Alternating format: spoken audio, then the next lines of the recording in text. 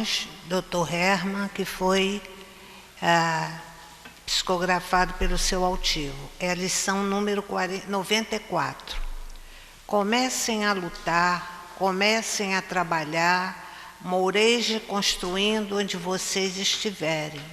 Trabalhem, não se desestimulem, mesmo com a dor, com a agressão, com o desencanto. Uma grande verdade para nós, né? Agora vamos para os nossos avisos, que tem sempre uma pessoa que chegou pela primeira vez.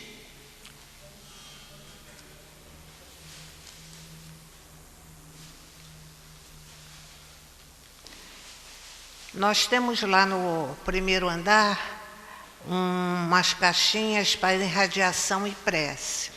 Quando for para a prece, todas as duas, é uma vez por mês.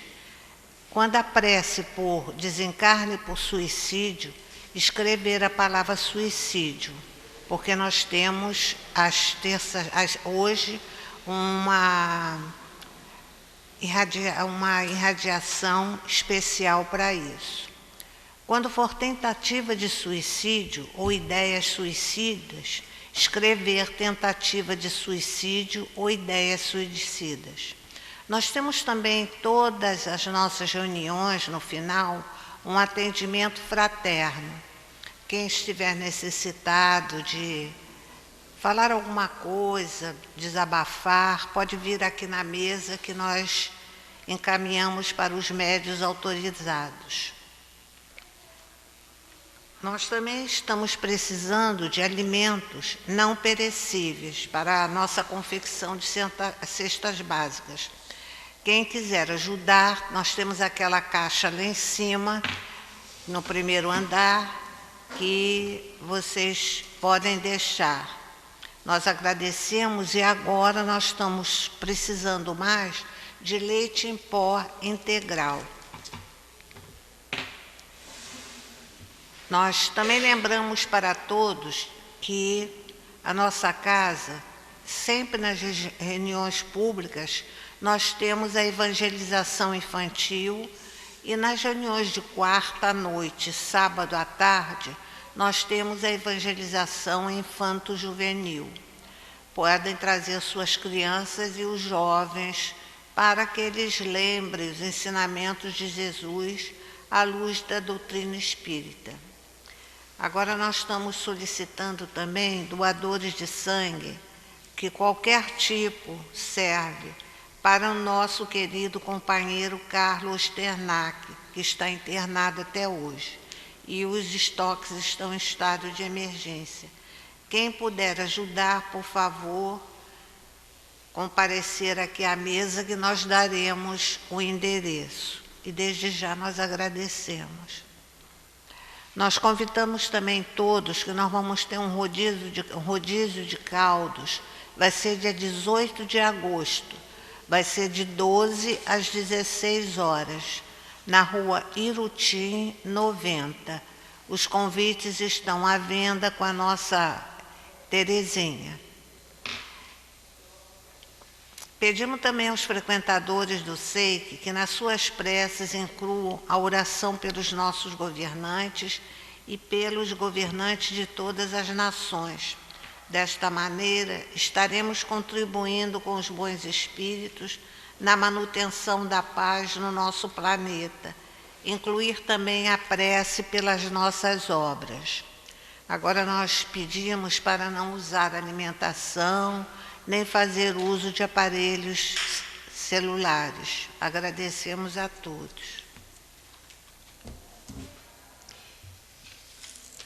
Agora nós vamos para a nossa folhinha, que foi dada lá no começo. É de Emmanuel, o livro Seara dos Médiuns, que foi psicografada pelo Chico. É a intuição. Sempre que te disponhas à tarefa de servir na mediunidade, és alguém interpretando alguém junto de alguém. Vaso em que se transporte a mensagem do amor infinito para os caminhantes da terra, Deixa que a compaixão siga em tua alma o fixador do divino auxílio.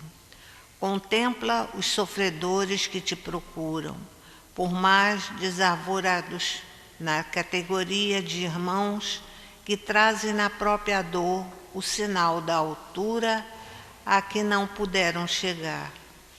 Diante de todos aqueles que o mundo reprova, pensa no supremo esforço que fizeram para serem bons, sem que pudessem atingir o ideal a que se propunham. À frente dos companheiros em curso, em faltas graves, medita na extrema luta que se sustentaram consigo mesmo, antes de se arrojarem à delinquência e perante os que se mergulham na corrente do vício. Imagina-se à beira das armadilhas em que caíram sem perceber.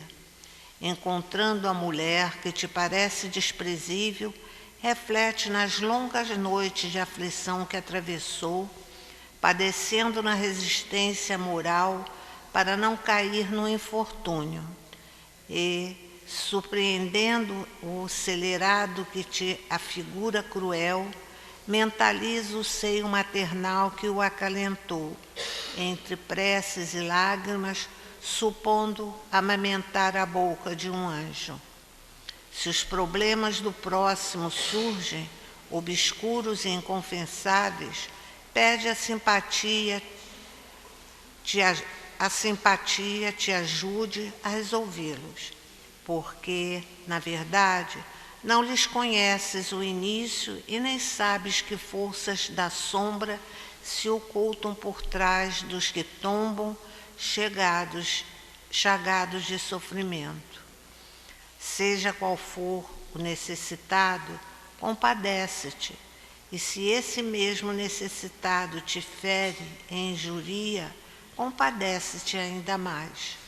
Não julgues ninguém tão excessivamente culpado que não careça de apoio e de entendimento, recordando que a bondade de Deus, cada manhã, retira a alvorada vitoriosa das trevas da meia-noite. Intuição é pensamento a pensamento, e só o pensamento da compaixão é capaz de traduzir com fidelidade o pensamento da luz. Emmanuel.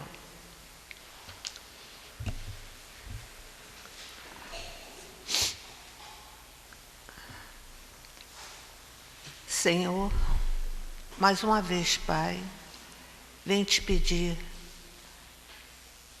que, através desses teus mensageiros que estão conosco, possam todos eles, esses bons espíritos, teu filho querido, o nosso querido Clarencio, e todos esses nossos amigos que estão sempre nos protegendo, nos fazendo andar para frente. Obrigada, Pai, por ter nos dado essa oportunidade de chegarmos mais uma vez aqui para podermos, nesses minutos que nós ficaremos juntos, entendermos um pouquinho mais da nossa doutrina e entendermos um pouquinho mais do que nós estamos fazendo aqui na Terra. Obrigada, Pai, por tudo que fizeste conosco neste dia. Obrigada a todos esses irmãos encarnados e desencarnados que sempre estão aqui conosco quando nós chegamos, para que possamos, Pai, mais uma vez, podermos andar um pouquinho juntos e, passo a passo, chegarmos um pouco mais perto de Ti. Obrigada, Pai. E com a Tua ajuda, nós pedimos que possa nos dar a vontade de ficar juntos, não só esses minutos, mas juntos para sempre. Que assim seja. Agora, hoje, como é uma segunda-feira que nós fazemos a leitura do O Céu e o Inferno, hoje a nossa amiga vai falar sobre o céu e o inferno, que faz mais de 150 anos.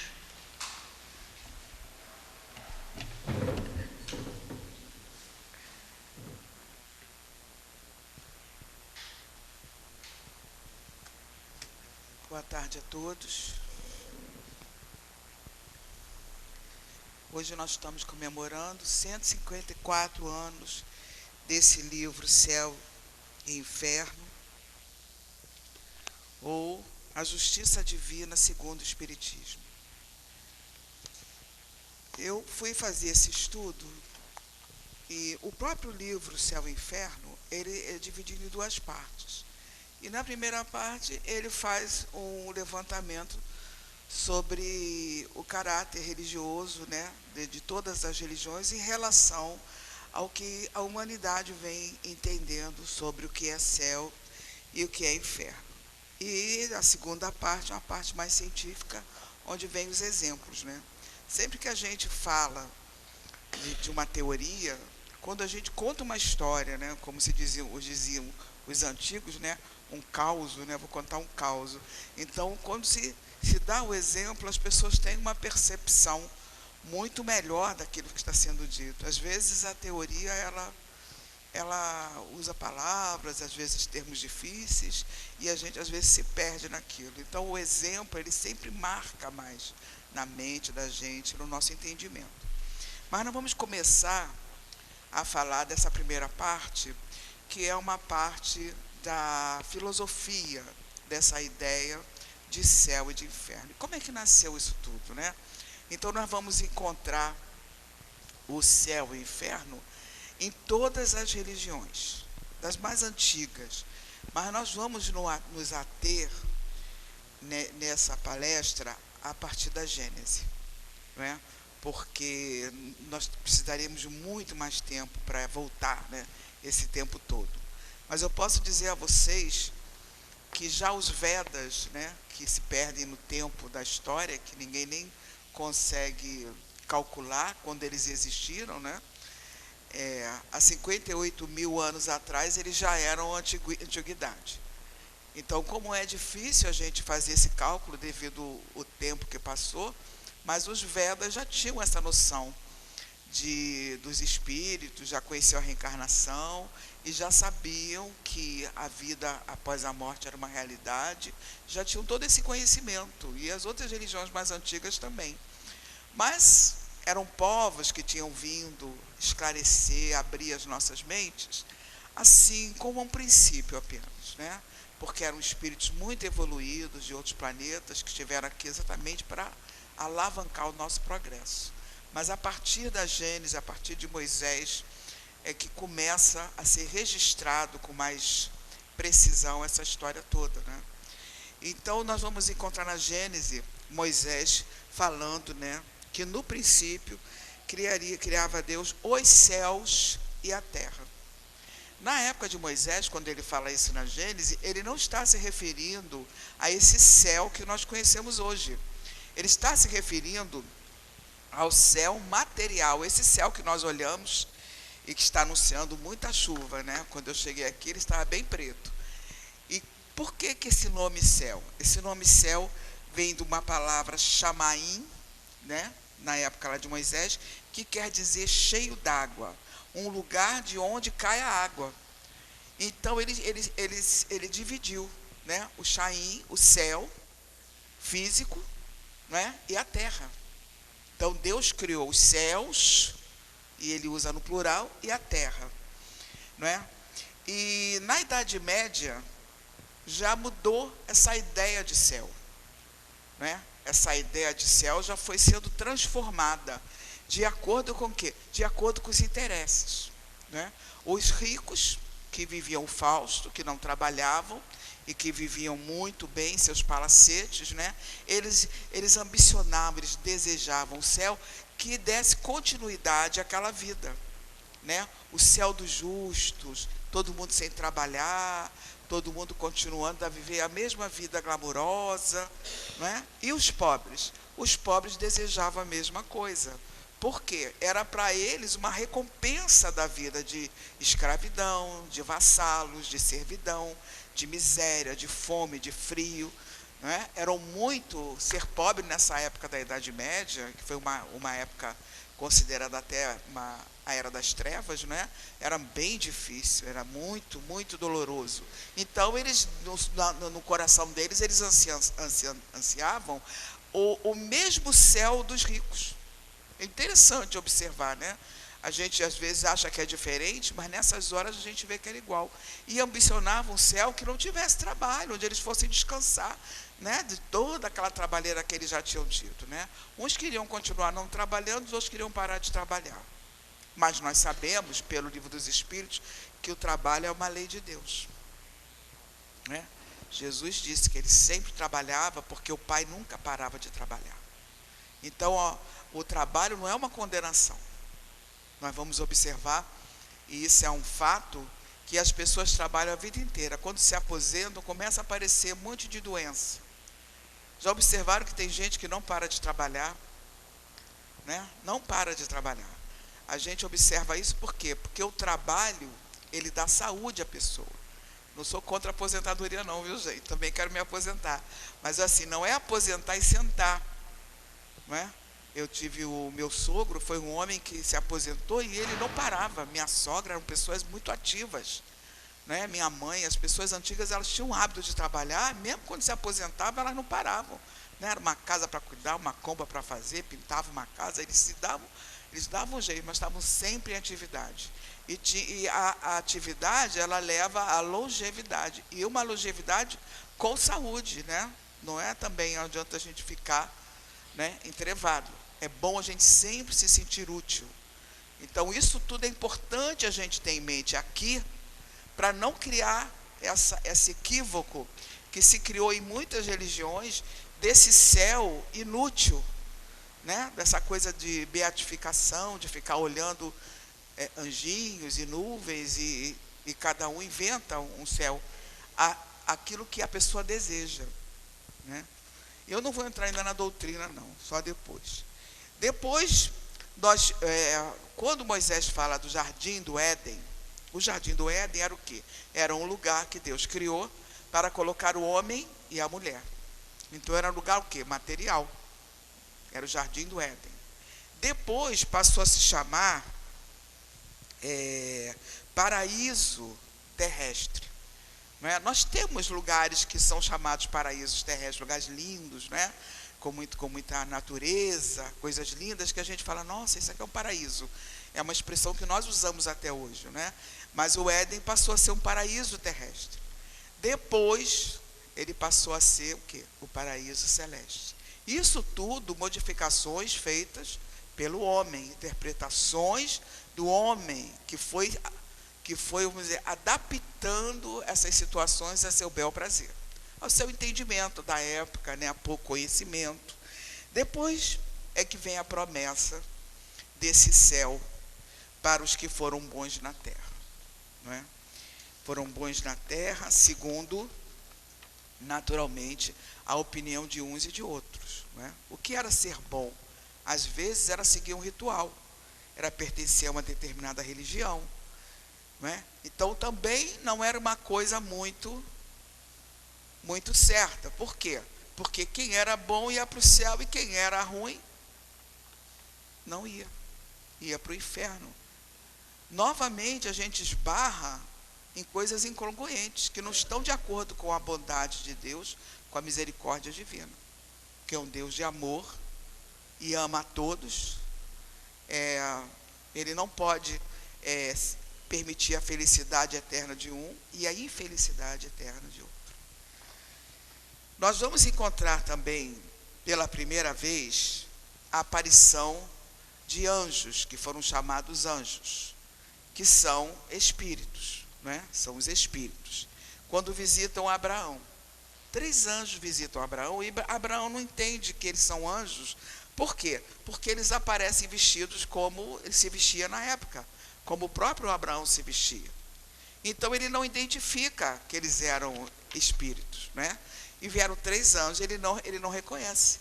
Então os anjos na época de Abraão, eles não tinham asas, eles não tinham aquela feição imberbe, nada daquilo. Isso vem bem depois. E ele começa a observar que esses anjos, esses espíritos, eles tinham uma superioridade moral muito grande.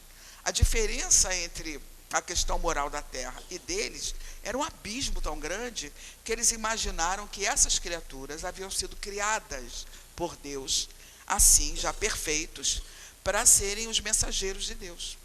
Eles não entendiam que eles eram espíritos e que tinham feito o seu adiantamento moral e conquistado aquele patamar.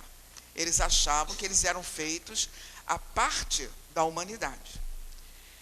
E como eles apareciam e desapareciam muito rápido, né, para o espírito, né, ele aparece e desaparece apenas com o seu pensamento, o seu desejo, a sua vontade, porque ele já domina isso. Então, eles imaginaram que eles voavam, né? Então, eles começaram a dizer, os anjos voam. E tudo isso vai sendo construído ao longo da história, né? E anjo era o mensageiro de Deus, porque é mesmo, né? Os bons espíritos nada mais são do que mensageiros de Deus. E depois vem a história de Lúcifer, que era um anjo bom e que aí fica com inveja de Deus. Fica com inveja de Deus, quer dizer, um anjo bom com inveja, que é totalmente sem sentido, né? Alguém que já alcançou a luz não pode sentir inveja. Então eles começaram a cair com as suas histórias, com as suas invenções, começaram a cair em quê? Em contradição. Porque Deus não viu que Lúcifer ia traí-lo? Se ele é onisciente, se ele sabe de todas as coisas, como ele não poderia ver? Então, tudo isso nós vamos o quê? Raciocinando. E Lúcifer foi bom para a humanidade. A humanidade precisava de alguém para ser culpado, né? Alguém para ser responsabilizado pelo mal. Porque nós não queríamos nos responsabilizar pelo mal que havia em nós. Então, aquela personagem nos serviu durante muito tempo e ainda serve a muita gente para ser o responsável do mal feito pela humanidade. Quando a pessoa faz uma coisa errada, muitos dizem, né? Ah, foi o demônio, foi o diabo, foi... Então, nunca a pessoa assume a sua responsabilidade. Quando a gente faz um bem, a gente quer o crédito do bem que nós fazemos. Mas quando fazemos o mal, nós queremos que o crédito vá para outro, e não para nós. É uma outra caminhada. Depois, a igreja veio e começou a criar níveis diferentes de anjos. Eles já não eram iguais. E aí criaram os querubins, os serafins, não é? E os anjos começaram a aparecer com asas, e sempre jovens, brancos, imberbes, né? Com rostinho liso, muito jovens, sempre aquela expressão que eles achavam que representava o bem. Como se nós pudéssemos representar o bem com a nossa aparência, que é um outro equívoco. Muito bem. Apenas 3 anjos apareceram para Abraão. Um vestido de maneira normal, comum, como se vestia naquela época. Um veio curar Abraão.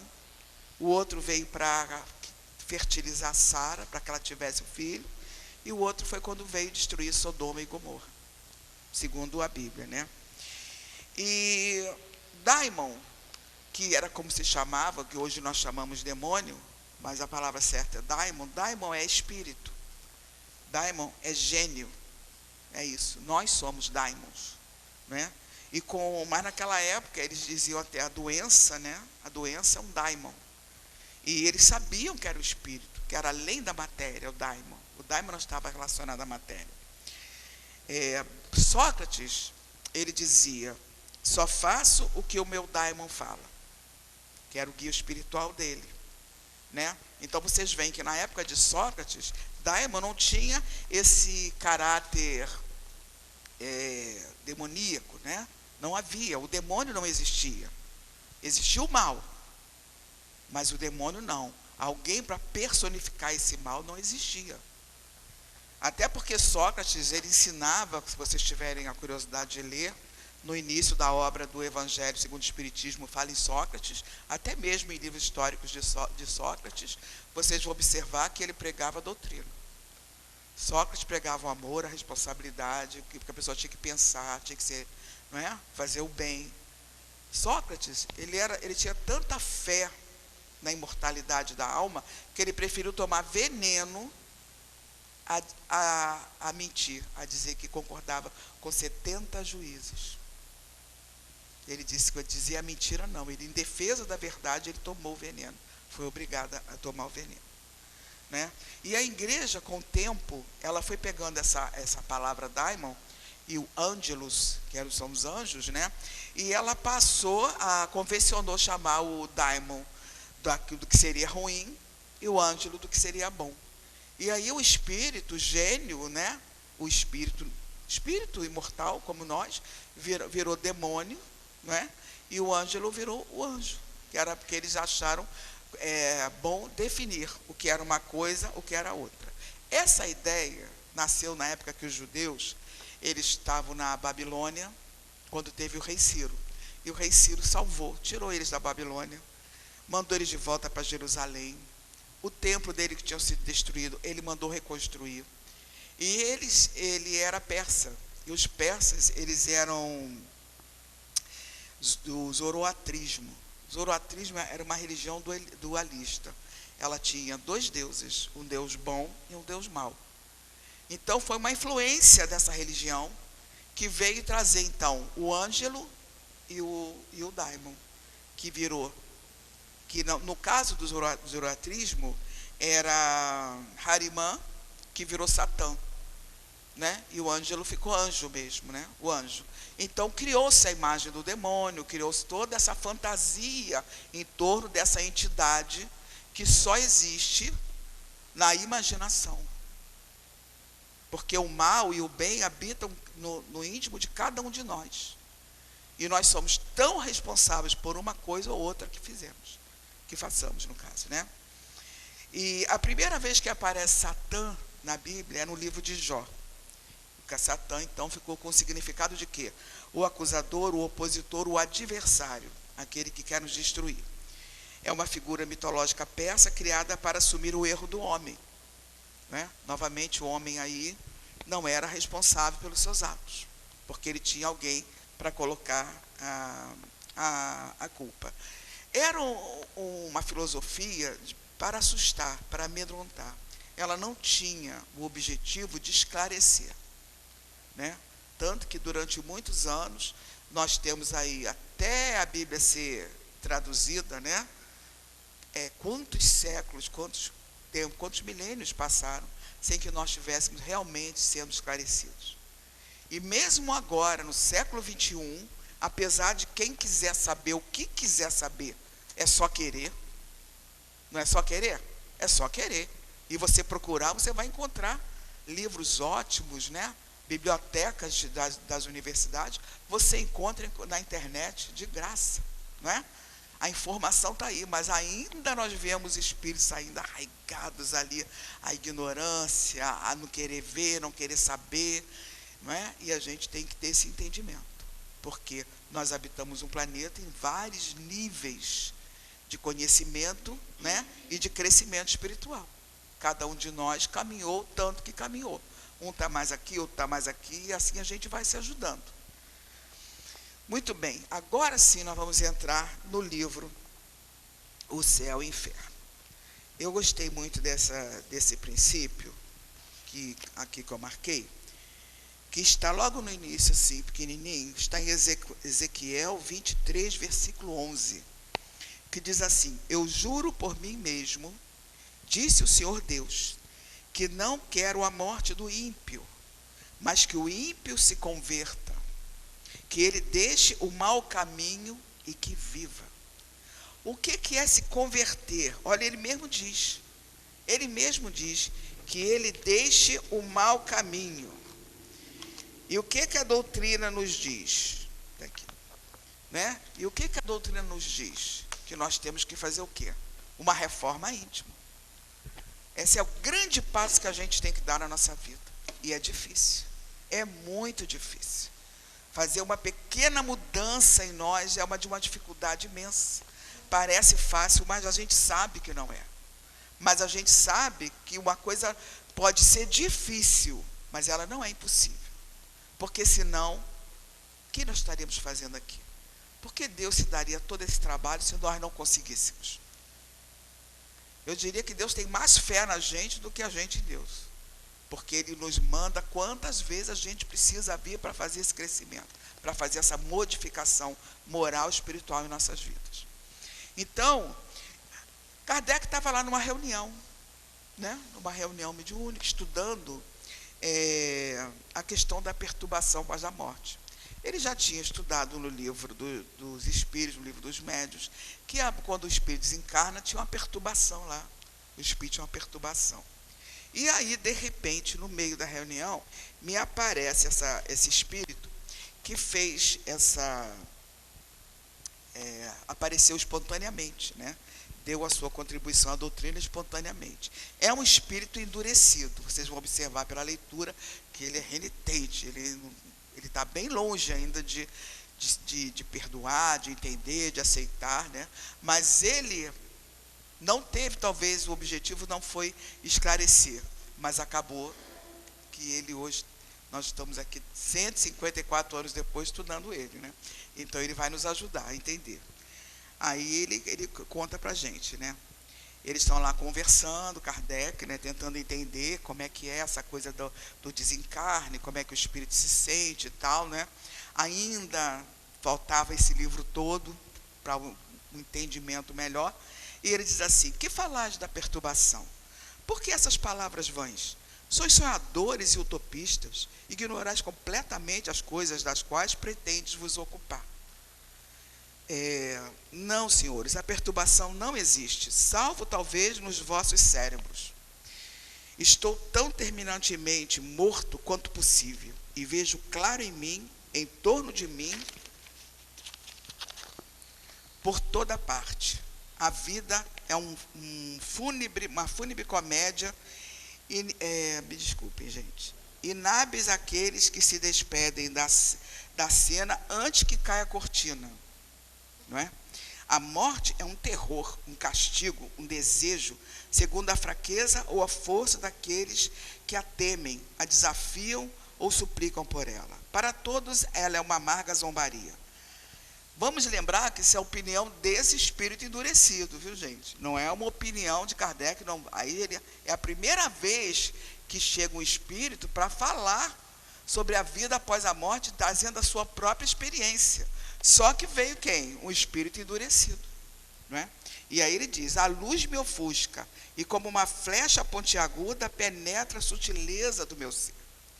Castigaram-me com as trevas da prisão e acreditaram-me castigar com as trevas do túmulo, ou aquelas sonhadas pelas superstições católicas. Vê como ele diz? Superstições católicas, não condiz com a verdade.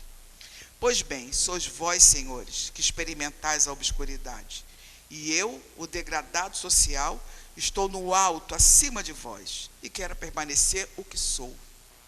Olha como ele é duro. Forte pelo pensamento, desdenho os avisos que ressoam à minha volta. A espiritualidade devia estar à volta dele, chamando ele à razão, e ele ali naquele orgulho todo, mesmo sofrendo, ele está firme ali, que ele não dá ouvido a ninguém, que ele é mais ele, Pois bem, sois vós, Senhor, eu quero permanecer o que sou, forte pelo pensamento, desdenho os avisos que ressoam à minha volta. Vejo claro, um crime é uma palavra. O crime existe por toda parte. Quando é executado por massa de homens, é glorificado particularmente, é uma desonra, absurdo.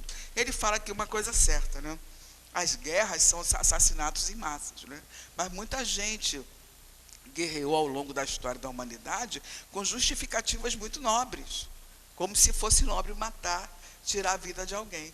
Mas se uma pessoa mata uma pessoa, ela é presa, ela é criminosa.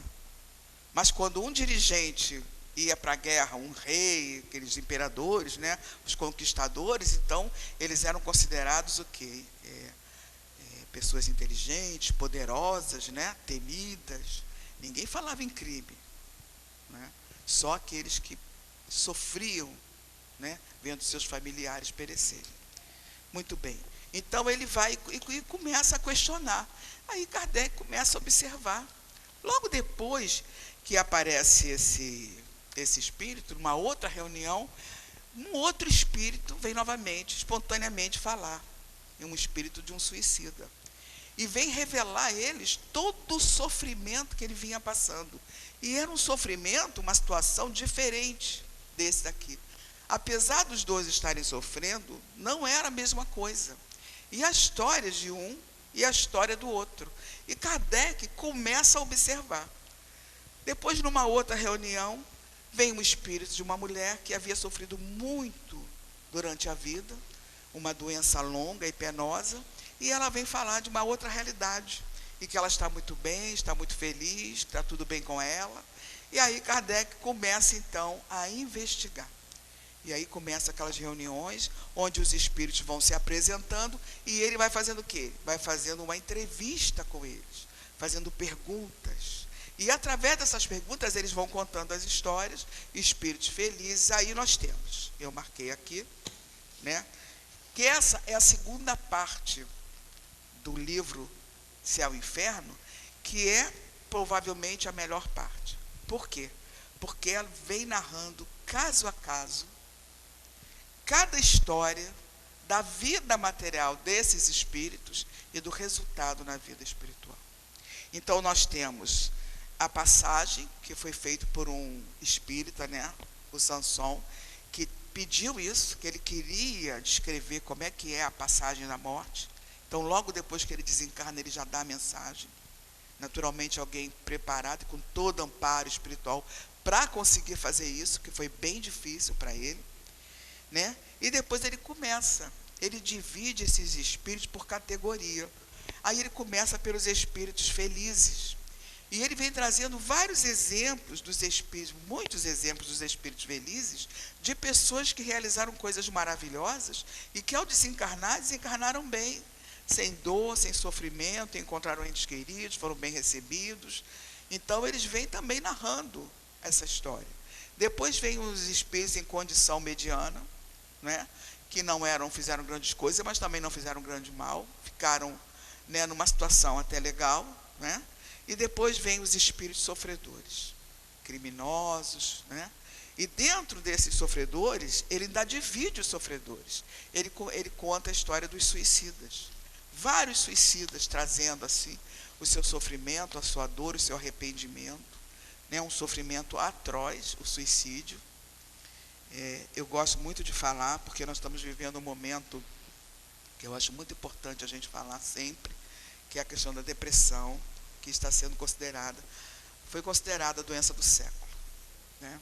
Interessante a gente observar que a doença do século, num mundo que tem ainda muita doença grave, muita doença que não tem cura, e a doença do século é a depressão, e a depressão é uma doença do corpo.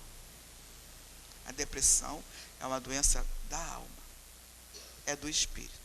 Eu aconselho a vocês a lerem o Melancolia, né? A Melancolia.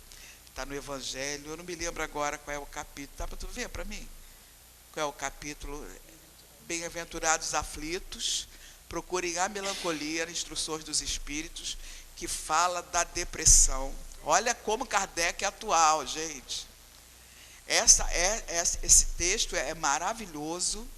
Se vocês puderem indicar para pessoas que estão passando por esse problema, não é?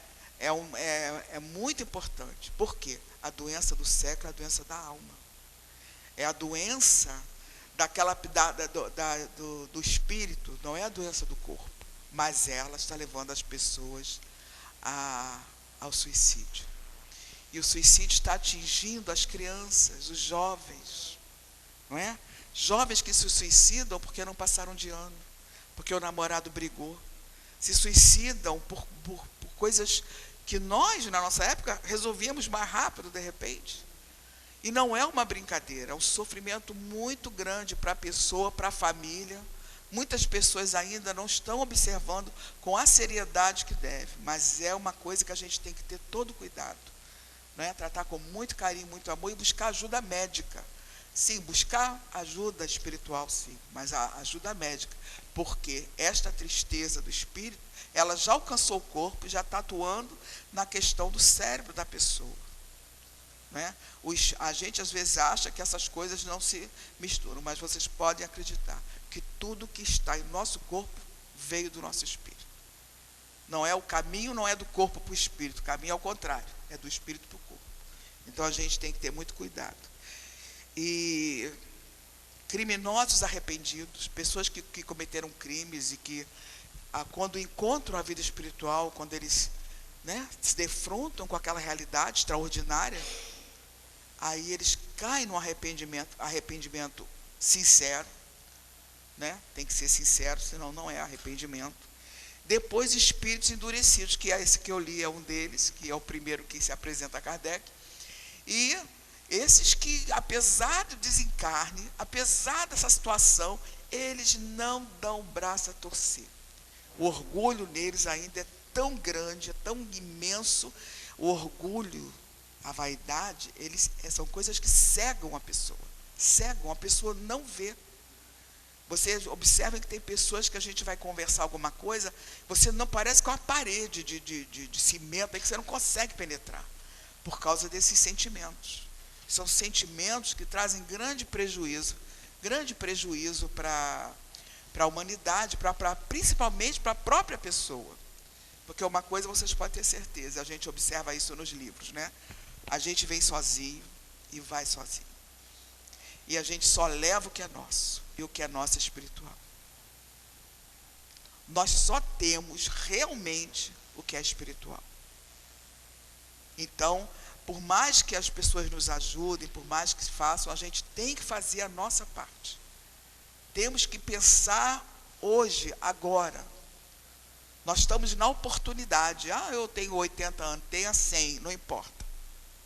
Um passo, um instante que você reflita, que se arrependa. Nossa, para a espiritualidade, isso tem um valor extraordinário. Porque às vezes é o primeiro passo de uma transformação extraordinária para uma próxima reencarnação. No livro Há 2000 anos, quando, como é o nome dele? O Públio Lentulus, que é o senador de Roma, ele ainda morre, ele já está meio mexidinho, né? Mas ele ainda morre senador de Roma, recebendo louros, ainda dando muito valor àquilo. Mas quando ele morre lá naquele vulcão, meu nome, esqueci agora. Lá em Pompeia, quando tem um vulcão que destrói a cidade, ele morre ali. Quando começa aquilo tudo, ele lembra de Jesus, porque ele encontrou com Jesus, ele viu a grandeza de Jesus, mas ele preferiu ainda a grandeza do mundo. E quando ele volta, 50 anos depois, ele volta um escravo. Mas numa condição espiritual, ele já dá um salto ali como escravo. Porque ali ele já está no resgate, já é cristão, já dá uma caminhada boa, ele já vem melhor. Foi lá no finalzinho da vida dele que ele começa a refletir, mas fez muita diferença na outra reencarnação. Então, a oportunidade é essa, é o presente, é o aqui e o agora. Então, a gente aproveitar e não pegar esse conhecimento que a gente está recebendo e guardar que não, começar a fazer o uso dele. Não é? A gente não vai usar tudo nessa encarnação, nem na outra, mas o pouquinho que a gente usar é ouro puro, é luz na nossa alma. Depois ele vai para as expiações terrestres, não é? Vem os espíritos que vêm contando a vida que eles tiveram no planeta e por que eles vivenciaram aquelas dores, aqueles sofrimentos. Porque a lei de Deus é lei de amor, é lei de justiça. Não existe injustiça na Terra. Quando a injustiça dos homens nos alcança, é porque a justiça de Deus se faz presente. Não existe injustiça. Estou sendo injustiçado. Não está sendo. Está vivendo uma experiência que a gente precisa viver, porque alguma coisa lá nós deixamos. Alguma coisa nós deixamos. A gente vê, às vezes, outro dia o rapaz, né, ficou preso 5 anos, inocente agora. Porque Deus é bom e justo não deixaria ele preso 5 anos se ele não precisasse passar aquela experiência. A gente não pode falar isso para a pessoa nem sempre, né? A pessoa precisa ter um conhecimento para ouvir isso. Mas a realidade é essa. A realidade é essa. E quando nós olhamos para dentro da gente, a gente para analisar profundamente quem somos, a gente vai observar muitas vezes e se calar diante de algumas coisas e dizer: Senhor, seja feita a sua vontade. Tu sabe mais do que eu, né? E no final uma nota explicativa, né? Mas é um livro maravilhoso. Eu gosto muito do tema aqui, que é a justiça divina segundo o Espiritismo, porque tem um curso desse livro aqui na casa. Quando eu vou dinamizar, eu falo: aqui é o céu e o inferno, e as pessoas dizem: não, aqui é o céu. Todo mundo quer fugir do inferno, mas é verdade. Por quê? E o que é o céu na realidade? O que é o céu e o inferno? Sabia que o céu e o inferno é a mesma coisa? Será que é o céu e o inferno a mesma coisa? Hein? Me perdi aqui. Jesus disse: nenhuma ovelha será perdida no rebanho de meu Pai. Nenhuma ovelha.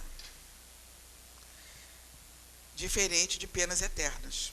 Se nenhuma ovelha será perdida, ele não está dizendo exatamente que não existem penas eternas, porque se houvesse penas eternas, algumas ovelhas iriam se perder.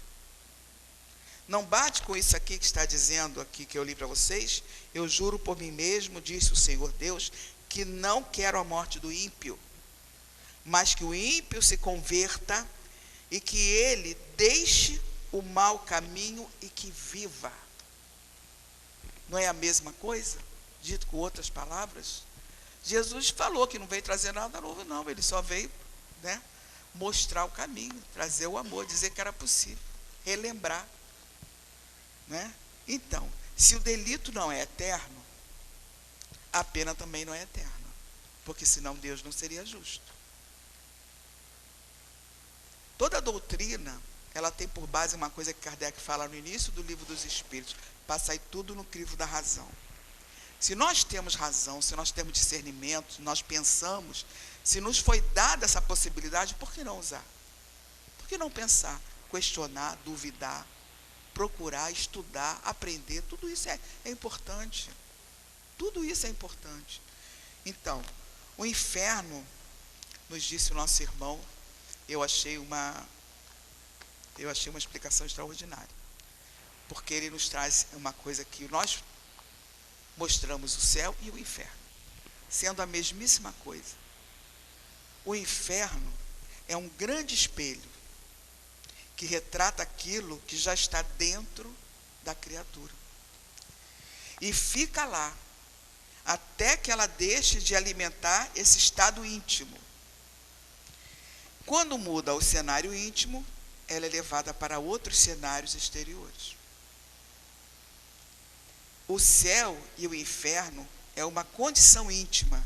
Não existe um lugar de sofrimento ou gozo eternos. O céu e o inferno está dentro de nós. O espelho não vai refletir aquilo que eu não sou, aquilo que eu não sinto, aquilo que eu não faço. O espelho, ele é imparcial. Ele é imparcial. Ele vai refletir o meu inferno ou o meu céu. Mas quem vai definir o que será refletido no espelho serei eu. O espelho não mente. Não é? O espelho não mente. Porque ele não é o espelho da Branca de Neve, né? É o espelho real mesmo. O espelho da nossa consciência. O nosso juiz particular, que nasce conosco, vive conosco, desencarna com a gente, fica com a gente do outro lado e volta depois de novo. E estará sempre conosco. Então não tem como a gente mentir para a gente mesmo, não tem como eu me enganar. Não tem como isso acontecer, né? Nós vamos evoluindo através das reencarnações. E nessas reencarnações nós vamos mudando de estágios de consciência. Cada vez nós vamos deixando de ser essa criança boba, cheia de falhas, cheias de manhas, cheias de reclamação, essa criança imatura, e vamos evoluindo a nossa consciência até nos transformarmos em espíritos conscientes e responsáveis. Mesmo um espírito que ainda não tem essa consciência, ele já é responsável. Ele já é responsável. Nós chamamos a atenção da criança, mesmo ela pequena. A gente não deixa de chamar a atenção de uma criança porque ela tem 2, 3 anos. A gente pode chamar a atenção mais brando, falar de uma maneira que, mas a gente chama a atenção. Ela pode não entender tudo, mas um cadinho assim ela entende. Ela entende que ela bota a mãozinha assim para trás. Quando ela pega uma coisa que a gente não pode mexer, que ela pega assim, ó, ela bota para trás. O meu filho, eu me lembro, meus filhos são muito grandes, meu marido é muito alto. Então, meu filho com 7 meses era um bebezão grandão, né? E ele andava agarrado na estante. Andou muito cedo. E ele foi mexer na televisão, o carro mais embaixo, e eu sempre me lembro disso quando eu lembro dessa questão da consciência. E ele foi mexer e eu fiz assim, ó, não. Mas eu fiz aquele não, porque eu falei assim, poxa, eu vou falar não ainda muitas vezes, né? Me preparando ali, mas era o meu primeiro não, assim, para ele, né? No outro dia, ele estava lá engateando, chegou na televisão, olhou a televisão, o que é que ele fez? Ele olhou para mim. 7 meses, ele olhou para mim, eu falei, não.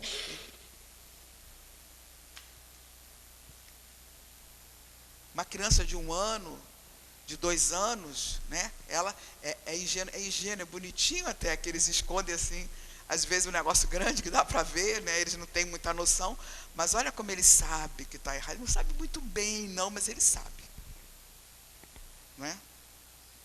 A criança na barriga, o médico dizia para mim, quando o neném ficar mexendo muito, conversa com ele, deita de lado, não sei o quê.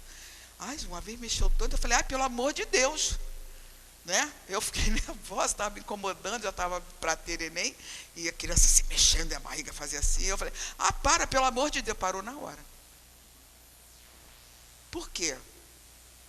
Porque criança é espírito velho, oportunidade nova. Nós estamos vendo as crianças hoje, ó, anos-luz na nossa frente. Não pensem vocês que eles são bobos, não. Fala para uma criança hoje é assim, porque eu estou dizendo a você que é assim, pronto. A gente calava, não calava? Fala isso para eles hoje, para ver se eles calam. E hoje você tem que explicar, muito bem explicadinho. Eles te desafiam, 2, 3 aninhos te olhando assim, te desafiam. Que aquele espírito ali, ó, dá aula para a gente. Né? Vamos evoluindo através de estágios de consciência, conseguindo melhorar esses estágios com esforço em nos melhorarmos intimamente. O trabalho da melhora íntima, muitas vezes, nos dá assim meio um certo nervoso, né? Falar, ai meu Deus, eu ainda penso isso, eu ainda desejo isso, eu ainda quero isso. E é importante que a gente fale, não mentamos para nós, e nem para Deus. Né? Quando eu venho falar para vocês, a minha prece aqui de Senhor, o Senhor me conhece. Conhece as minhas deficiências, não me deixa falar besteira. Eu falo pela minha boca, Senhor, me ajuda. Eu estou no seu trabalho, mas o Senhor me conhece.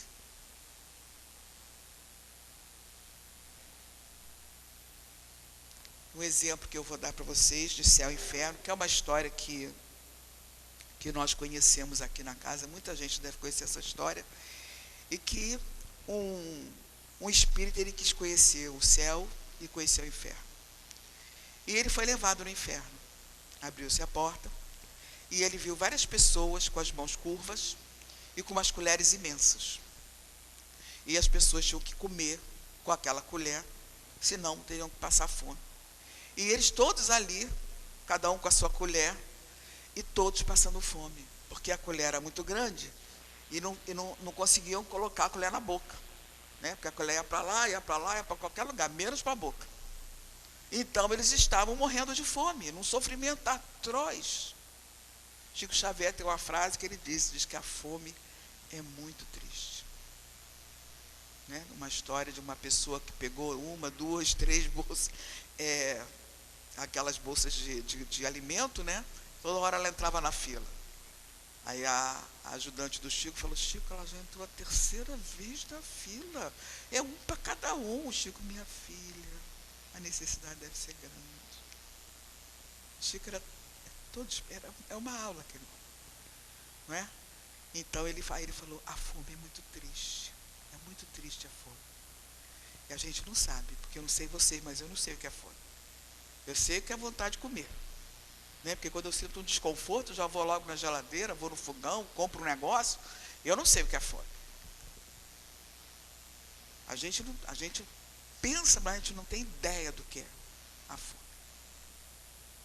Não é? E aí o Espírito quis conhecer, assim: nossa, o inferno, né? É um inferno mesmo esse negócio de sofrimento. Aí quis conhecer o céu. E levaram ele para o céu. E chegou no céu, ele encontrou aquelas pessoas iguaizinhas, com a mesma mão torta e com aquelas colheres imensas para eles se alimentarem. E todo mundo estava alimentado. Ninguém passava fome no céu. E ele disse: mas como é que isso é possível? Por quê? Porque já que a colher não vinha para a minha boca, eu alimentava o outro. Eles alimentavam um, alimentavam o outro. Né? Um alimentava o outro. É o céu. Por isso que eu falei para vocês que o céu e o inferno é a mesma coisa. O que faz a diferença entre o céu e o inferno é o Espírito. Obrigado, querido. É o Espírito. Nós é que vamos escolher: eu estou no céu ou estou no inferno? A maioria dos nossos infernos são a valorização excessiva que a gente dá ao sofrimento, à dor. Aquilo que a gente tem que parar e pensar: o que eu estou aprendendo com isso? Não é que não vá doer. Não é que não vá doer. Mas é o momento da gente pensar. É a reflexão que cada um de nós tem que fazer.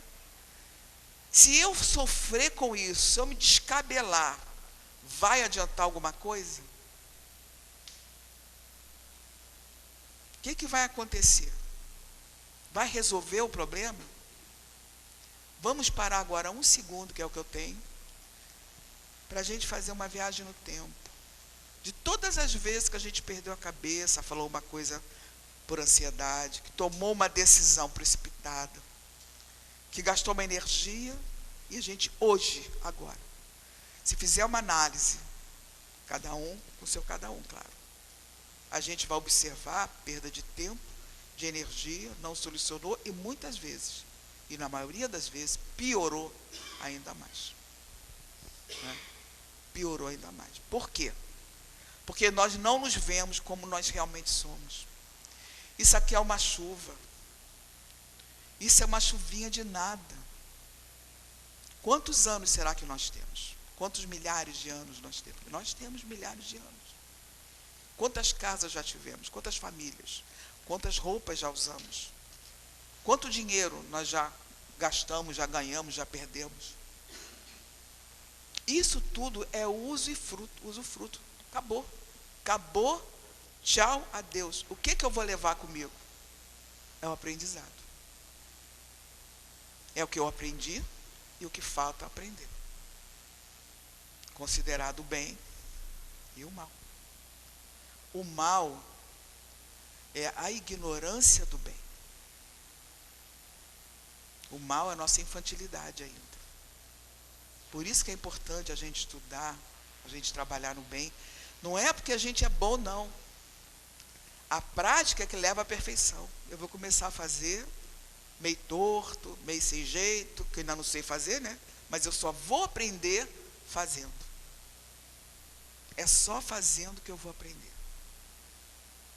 Então, que a gente possa realmente refletir sobre que a morte realmente não existe. A vida é eterna. A vida não para, ela não acaba. Ninguém tem o poder de matar ninguém. A pessoa pode matar o corpo, mas a pessoa não morre. Não morre. e vai ter as oportunidades que precisar. Agora, caberá a nós aumentarmos essas oportunidades ou diminuirmos, caminharmos mais rápido, caminharmos mais devagar.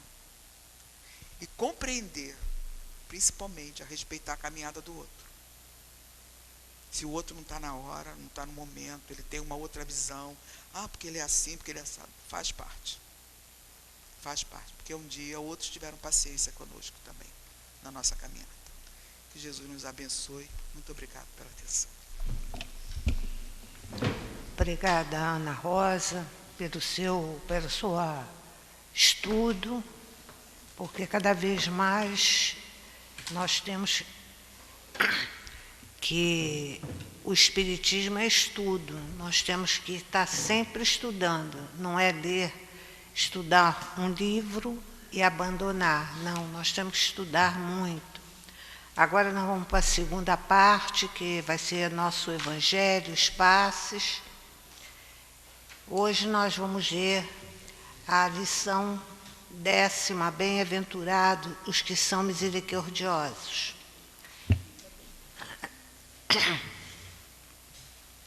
É permitido repreender os outros, observar as imperfeições dos outros, divulgar o mal dos outros? Então, agora a resposta, 19, o item 19. Ninguém sendo perfeito, segue-se que ninguém tem o direito de repreender seu semelhante? Certamente não, porque cada um de vós deve trabalhar visando o progresso de todos, sobretudo daqueles que estão sobre a vossa dependência. E essa é mais uma razão para o fazerdes com moderação, com um fim útil, e não, como se faz na maioria das vezes, pelo prazer de denegrir. Nesse último caso, a censura é uma maldade. No primeiro, é um dever que a caridade manda que se cumpra com todos os cuidados possíveis, e ainda mais, a censura que se faz a outra pessoa deve ser endereçada ao mesmo tempo a nós mesmos, para vermos se não a merecermos. São Luís, Paris, 1860. O resto vocês leem em casa, que ele é muito extenso. Agora vamos pedir a nossas irmãs para se posicionarem nos seus lugares e vamos ficar todos com o nosso pensamento voltado para o nosso Pai, para que nós possamos trazer para todos nós os bons fluidos que estão agora aqui na nossa casa, para que todos tenhamos o benefício de sairmos daqui melhores do que chegamos.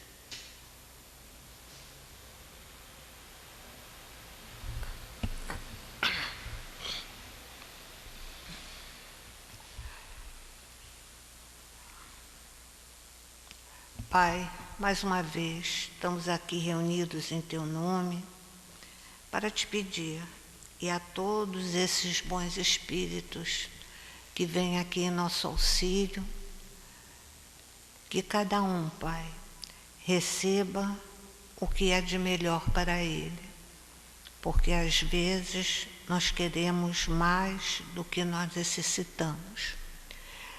Olhe por todos, Pai, que todos tenham não só o seu corpo material, mas também o seu corpo espiritual,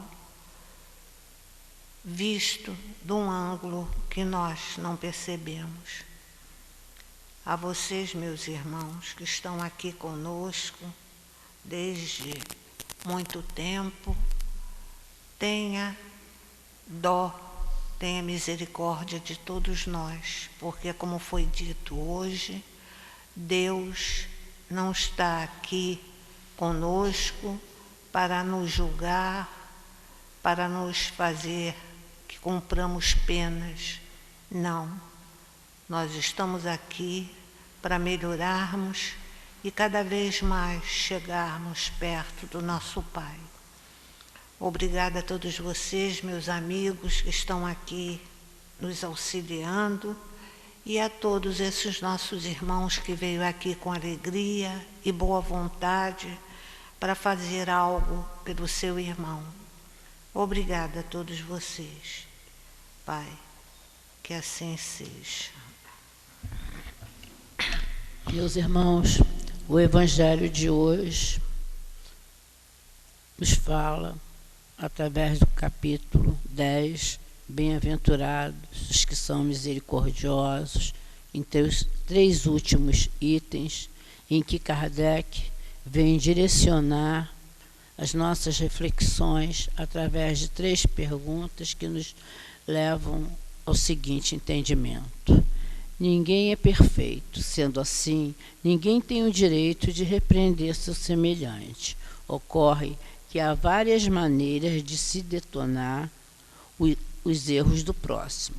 Se o fazemos com sincero propósito de contribuir para o seu progresso e agirmos com moderação, é perfeitamente correta a nossa atitude e, além disso, um dever que nos compete cumprir. Nossos atos são julgados levando-se em conta a nossa intenção. Se ao repreender o próximo, guardamos o propósito de denegrir a sua imagem, é claro que a nossa atitude é censurável.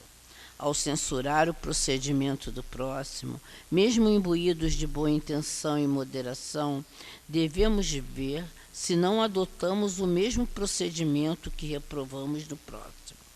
Devemos tomar para nós os conselhos que dermos aos outros. Em termos de bons procedimentos, ninguém pode exigir de outrem aquilo que não pratica. Observar as imperfeições dos outros, quando daí nenhum proveito possa resultar para eles, uma vez que não sejam divulgados, poderá ser repreensível. Depende da intenção na observação. É evidente que, se as imperfeições existem, nada nos impede de notá-las, e até aí não há mal algum de nossa parte.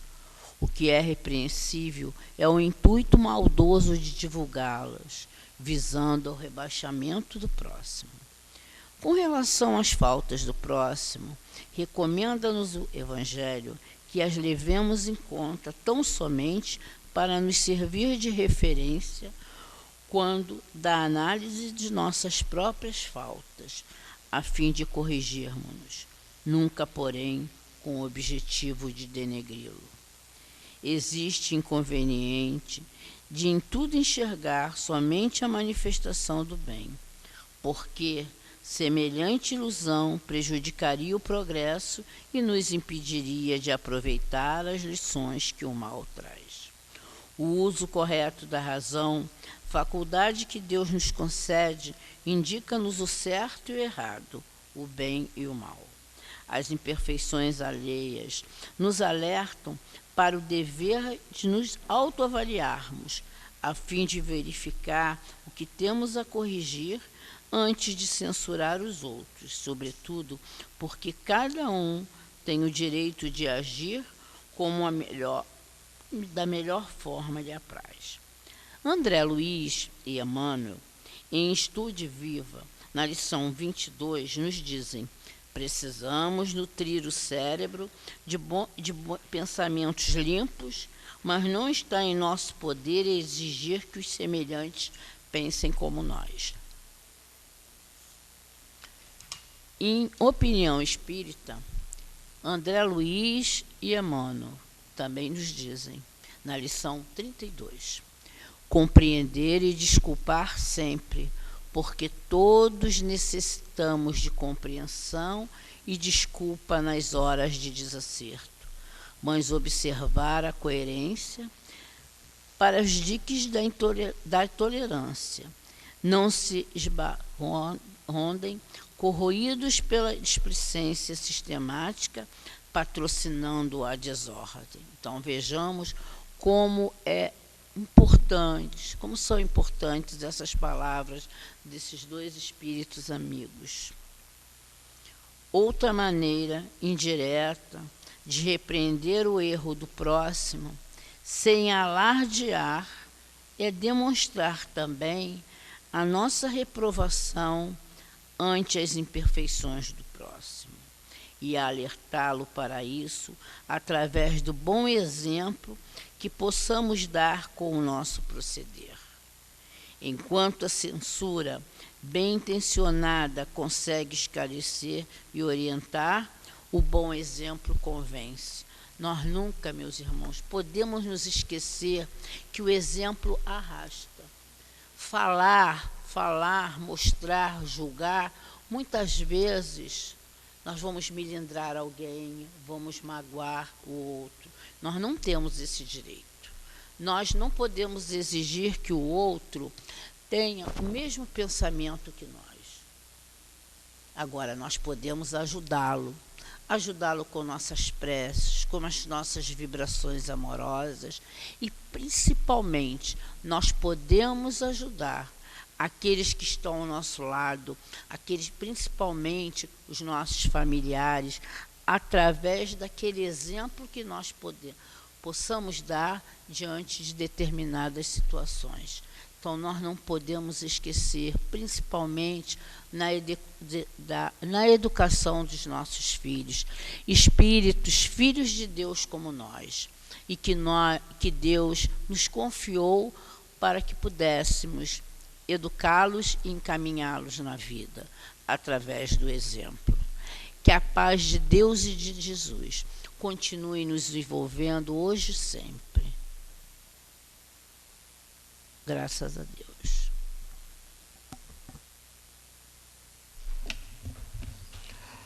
Agradecidos estamos por esses minutos que nós ficamos aqui reunidos. Agradecidos ao nosso Pai, que nos deu a vida, ao nosso querido irmão Jesus, que veio nos ensinar ainda mais o que o Pai tinha nos dito, nosso querido irmão Clarencio, que nos acolhe, e todos esses nossos irmãos que estão sempre conosco, nos orientando, fazendo vermos o que de melhor temos para dar. Obrigada, Pai, mais uma vez, e estamos aqui para pedir pelos nossos amores que já estão na pátria espiritual. Uns mais, outros menos, mas que eles sejam bem amparados por Ti, Pai. Nossos amigos, nossos vizinhos, e mesmo aqueles que nós não temos grande intimidade, mas que lembram de nós e nós lembramos dele. Aqueles que tiveram mortes não muito amorosas, cheias de pessoas ao lado, mas que também recebam de você, meus amigos, aquele carinho para que eles possam continuar a sua vida. E todos, Pai, que de um jeito ou do outro, às vezes nos veem e vêm conosco até aqui. Obrigada, Pai, mais uma vez, e que nós não esqueçamos nunca de nós, já fomos lá, estamos aqui, e qualquer dia estaremos lá de novo. Obrigada, Pai, por esses minutos, que nós possamos cada vez mais entender essa, vamos dizer, religião tão boa que nós estamos agora, e que possamos saber sempre um pouquinho mais para que nós andemos não só na vida material, mas também pensarmos na vida espiritual, porque nós somos espíritos. Obrigada, Pai, mais uma vez por tudo, e que nós, cada vez mais, que quando pudermos, vamos vir à nossa casa, porque é o melhor que nós fazemos.